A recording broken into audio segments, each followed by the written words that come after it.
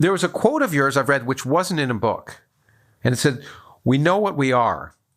We know we're deficient because we know what we should be." And when I thought about that, it seemed to me that every protagonist in some way in every one of your books, and in some ways suffers from that dichotomy between what they are and what they know they should be. And so I wanted you to comment on that quote a little bit. I mean, I've had a long interest in all the things that ultimately I found in one book, Danny Kahneman's Thinking Fast and Slow, where every single cognitive defect you can think of has a rather elegant name. One of the earliest ones I remember reading in evolutionary psychology was Self-Persuasion. And self-persuasion is a wonderful subject for a novelist. Its basis was, of course, that if you want to deceive someone else, it's best to first deceive yourself, and then you'll be a much more convincing liar or persuader. Once I'd read about self-persuasion, it became one of my ways of understanding how my characters could work, that they could talk themselves into places and then become all the more effective in doing that. We all do that, right? I mean, I think that's what we have to do to make it through every single day. Yes, and there are all kinds of, Danny lists them wonderfully in his book, all the biases to which we're subject to. And so the possibility of slowly, generation after generation, devising thinking machines, or machines that appear to think, that we would slowly purge of all these biases, would raise very important and difficult, awkward problems. How would we live alongside people better than us, as it were, artificial people who would be better than us, who don't have all our cognitive defects, all those confirmation biases and all the rest of them, and self-persuasion problems. And that was really the basis for writing Machines Like Me. What would it like to be to have an intimate relationship with a machine that did not have all those sort of deep-rooted problems that seem to be wired in, the little kinds of slack we cut for ourselves in all kinds of situations, which we would not cut for others. And so crucially in that novel, the issue is revenge. Yes. A woman commits a revenge, lies to the police, lies to the court, in order, she has a very good goal, to get a man to go to prison who otherwise wouldn't, but clearly should. And my thinking machine, my AI robot Adam, says quite legitimately, you cannot run a justice system that does not respect the rule of law.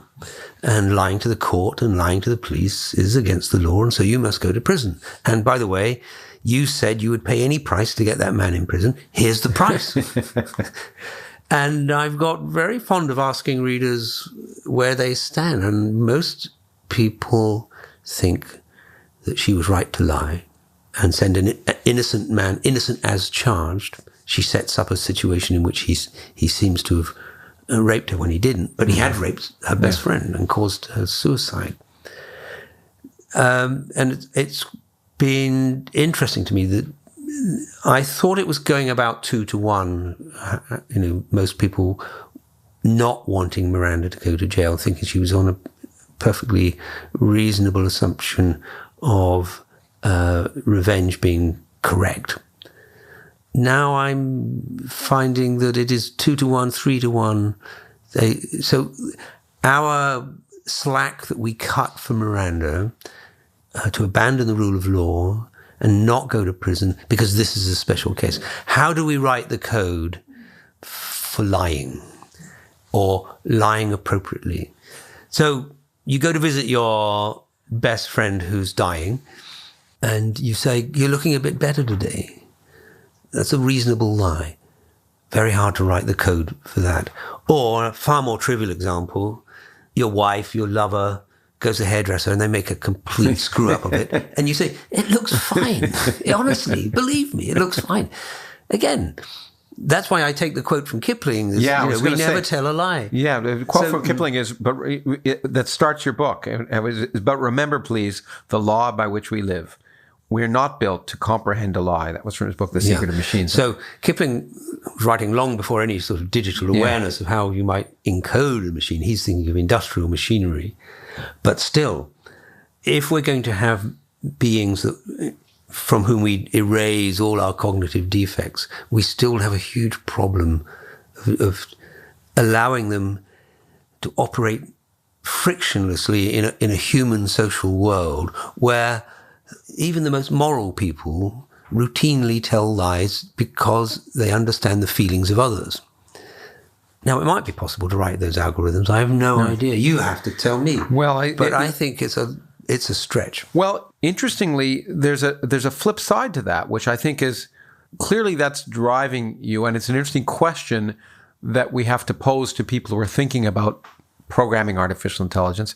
But the challenges to doing that are many. It's not just, and you talk about them in the book, it's not just this question of human values, but it's also the question that the public, I think, thinks that we are on the verge of general AI any minute, and don't realize that it's still, I'm not sure if it's the case. The last time I ran a meeting on AI, they had yet to have a company that could effectively teach a robot how to fold laundry. Sure. And of course, one of the protagonists in the book is Turing, who of course in this imaginary world has survived and lived on and became basically the founder of general AI. And he talks about their experience, and I'll read it. He said, "Then we settled down to serious artificial intelligence, and this is the point of my story. At the start, we thought we were within 10 years of replicating the human brain," which, by the way, is something we continually hear. But every tiny problem we solved, a million others would pop up. Have you any idea what it takes to catch a ball or raise a cup to your lips or make immediate sense of a word, a phrase, or ambiguous sentence? We didn't, not at first. Solving maths problems is the tiniest fraction of what human intelligence does. We learned from a new angle just how wondrous a thing the brain is. A 1-liter, liquid-cooled, 3-dimensional computer. Unbelievable processing power, unbelievably compressed, unbelievable energy efficiency, no overheating, the whole thing running on 25 watts, one dim light bulb. And I thought that paragraph captures succinctly the challenge that I think most people don't realize that faces. I keep thinking that AI is somewhat like fusion. It's always 25 years 40, in the future. I think it's 40 years. Yeah.